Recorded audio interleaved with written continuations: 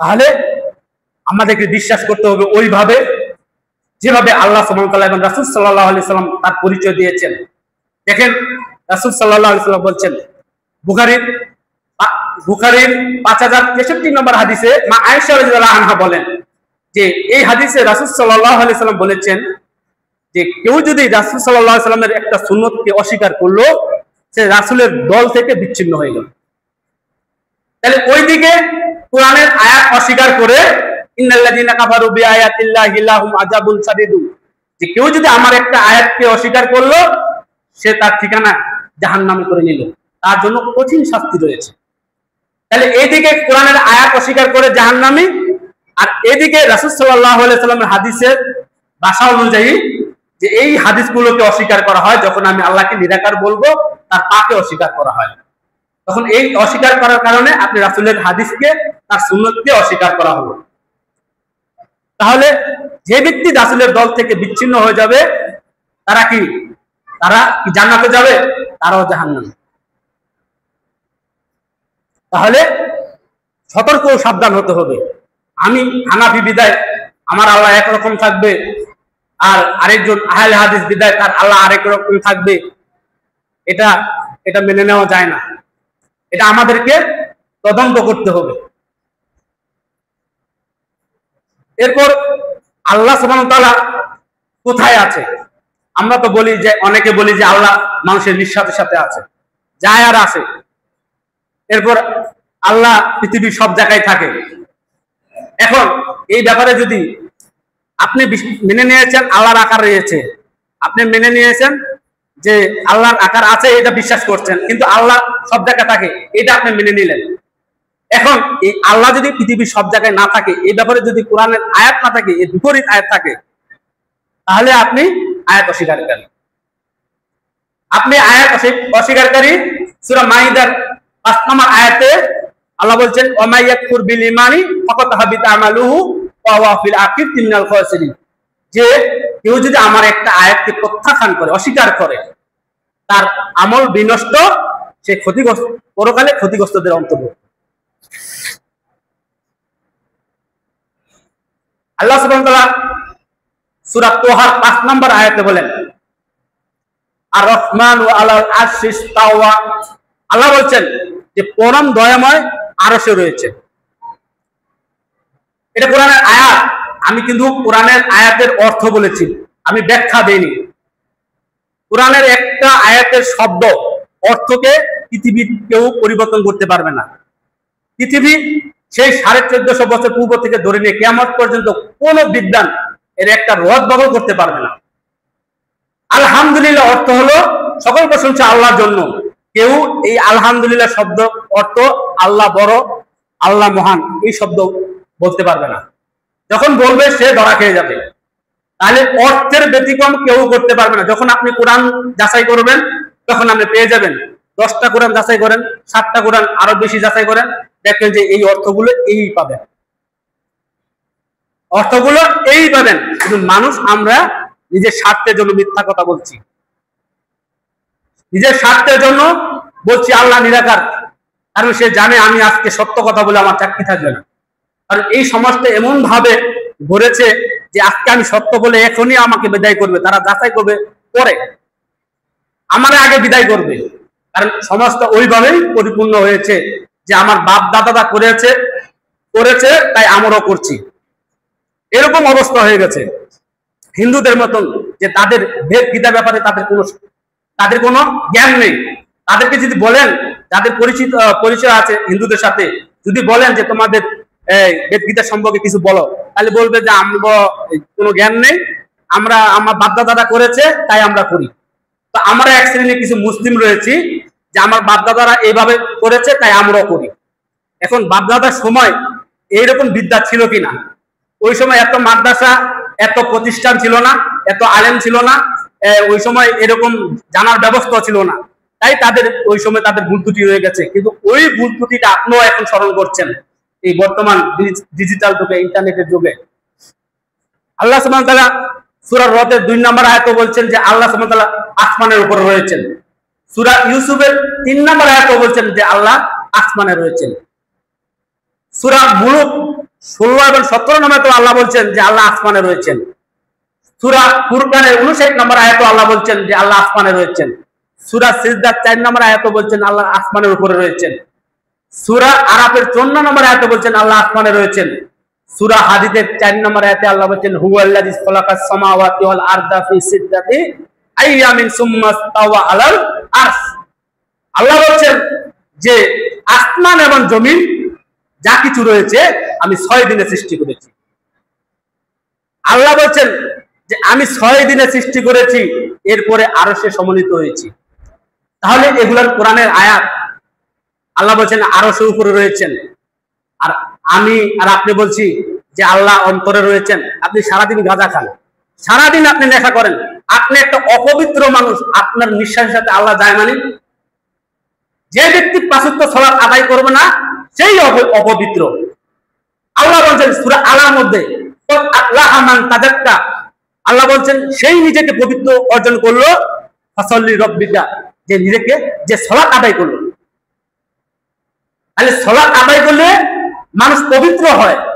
আপনার গোষ্ঠী মুসলিম, আপনার সমাজ মুসলিম, মুসলমান, হ্যাঁ, কিন্তু আপনি এখনো মুসলমান হতে পারেন না। কারণ আপনি মুসলমান দাবি করলে কি মুসলমান হতে পারবেন? আল্লাহ বলছেন সেই নিজেকে পবিত্র অর্জন করলো যে ব্যক্তি সালাত আদায় করলো। আর আপনার নিঃশ্বাসের সাথে আল্লাহ আসবে আর যাবে, তাহলে আল্লাহরে আপনি কি মনে করলেন? কি মনে করলেন আল্লাহকে? নাসাইর 448 নম্বর হাদিসে মালিক ইবনে সাফা রাদিয়াল্লাহু আনহু বলেন যে এই হাদিসে আল্লাহ রাসূল তার মিরাজের ঘটনা বলেন। তার মিরাজের ঘটনা বলেন যে মিরাজের ঘটনা মুসলিমরা কে না জানে? প্রথম আসমান থেকে, জমিন থেকে জিবরাইল 7 আসমানের উপরে নিয়ে যান আল্লাহর কাছে। প্রথম আকাশে গিয়ে দেখেন যে আদম আলাইহিস সালাম। দেখেন, অনেকে বলেন রাসূল সাল্লাল্লাহু আলাইহি ওয়াসাল্লাম গায়বী জানেন। এই নেন, জিবরাইল পরিচয় করে দিচ্ছে যে এটা হলো আদম, আপনার পিতা। অথচ মুহাম্মদ সাল্লাল্লাহু আলাইহি ওয়াসাল্লাম জানেন না যে ইনি আদম আলাইহিস সালাম। কারণ কিভাবে দেখবে? তাকে তো তিনি দেখেননি। তিনি জিবরাইল পরিচয় করে দিচ্ছে যে ইনি হলেন আদম, আপনার পিতা। তখন তিনি মুসাফা করলেন, সালাম দিলেন, মুসাফা করলেন। এরপর দ্বিতীয় আকাশে ইয়াহিয়া এবং ঈসা আলাইহিস সালাম, সেখানে সে দ্বিতীয় আকাশের গেটের মধ্যে ইয়াহিয়া এবং ঈসা আলাইহিস সালাম। এরপরে ইউসুফ আলাইহিস সালাম।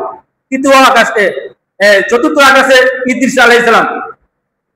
দ্বিতীয়, চতুর্থ এবং পঞ্চম আকাশে ইদ্রিস, হারুন আলাইহিস সালাম। ষষ্ঠ আকাশে মুসা আলাইহিস সালাম। এরপর সপ্তম আকাশে হলো ইব্রাহিম আলাইহিস সালাম। তাহলে আমাকে বলেন যে আল্লাহ রাসূল সাল্লাল্লাহু আলাইহি ওয়াসাল্লামকে, মুহাম্মদ সাল্লাল্লাহু আলাইহি ওয়াসাল্লামকে মিরাজে যে নিয়ে গেলেন, আল্লাহ যদি পৃথিবীর সব জায়গায় থাকে তাহলে মিরাজে কেন নিয়ে গেলেন? পৃথিবী থাকে তাহলে পৃথিবী, হে নবী তুমি 50 ওয়াক্ত নামাজ করো, কায়েম করো, নবী তুমি করো, যাও 5 ওয়াক্ত কমায় দিলাম।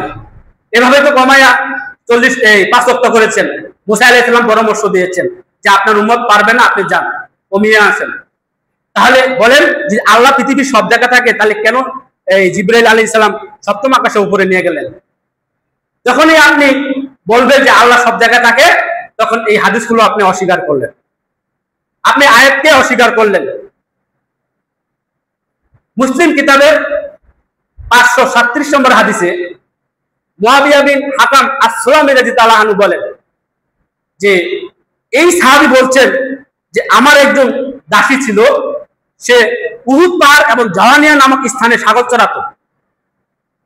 আমি একদিন হঠাৎ করে সেই স্থানে গিয়ে দেখি যে একটা নেকড়ে বাঘ একটা ছাগল ধরে নিয়ে চলে যায়। তো আমি তো আদম সন্তান, আমার রাগ হতেই পারে। আমি আমার রাগকে থামাতে পারিনি। আমি সেই দাসীকে একটা থাপ্পড় মারি। তো মারার পর আমার কাছে অনুশোচনা হলো যে এটা আমার ঠিক হয়নি। এই ঘটনা রাসূল সাল্লাল্লাহু আলাইহি ওয়াসাল্লামকে বললেন।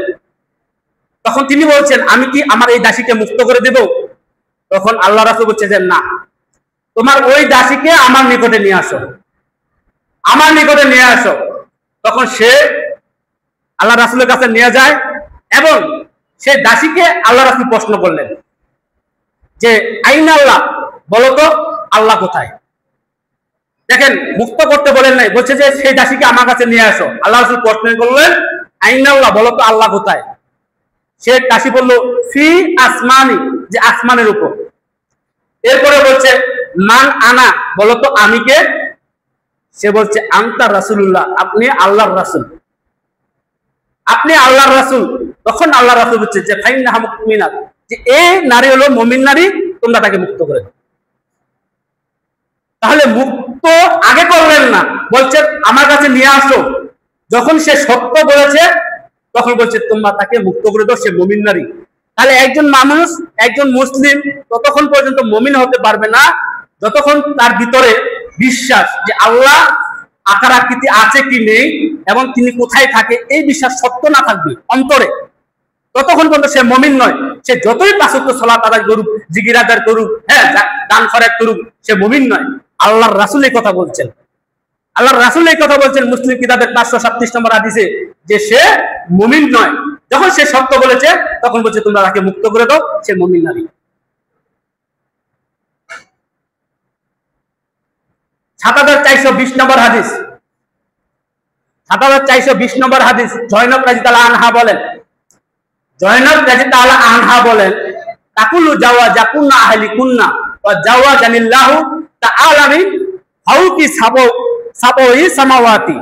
দেখেন, এখানে জয়নব রাদিয়াল্লাহু আনহা বলছেন যে আমি রাসূল সাল্লাল্লাহু আলাইহি সাল্লামের অন্যান্য স্ত্রীর সাথে, জয়নব রাদিয়াল্লাহু আল্লাহ রাসূলের একজন স্ত্রী, তিনি বলছেন আমি আল্লাহ রাসূলের অন্য সব স্ত্রীর সাথে গর্ব করে বলতাম যে তোমাদেরকে বিবাহ দিয়েছেন রাসূল সাল্লাল্লাহু আলাইহি সাল্লামের সাথে তোমাদের পরিবার, আর আমাকে রাসূল সাল্লাল্লাহু আলাইহি সাল্লামের সাথে বিবাহ দিয়েছেন স্বয়ং আল্লাহ ৭ আসমানের উপর থেকে।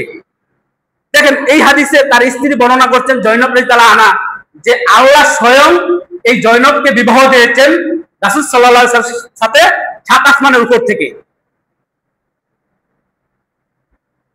তাহলে আল্লাহ সুবহানাহু ওয়া তাআলা আমাদের সকলকে বুঝার তৌফিক দান করুক। আমরা যেই নিজেকে যেই মাযহাবী দাবি করি না কেন, যে আল্লাহ একজন, আর আল্লাহর পরিচয় আমরা আল্লাহর কাছ থেকে নিব যেভাবে তিনি কোরআনে দিয়েছেন, যেভাবে তিনি যারা দলিল প্রমাণ পেশ করবে আমরা তাদেরকেই মেনে নেব, আল্লাহ সে যে মাযহাবের হোক, সে কালো হোক, ধলা হোক, সে হানাফি হোক, আহলে হাদিস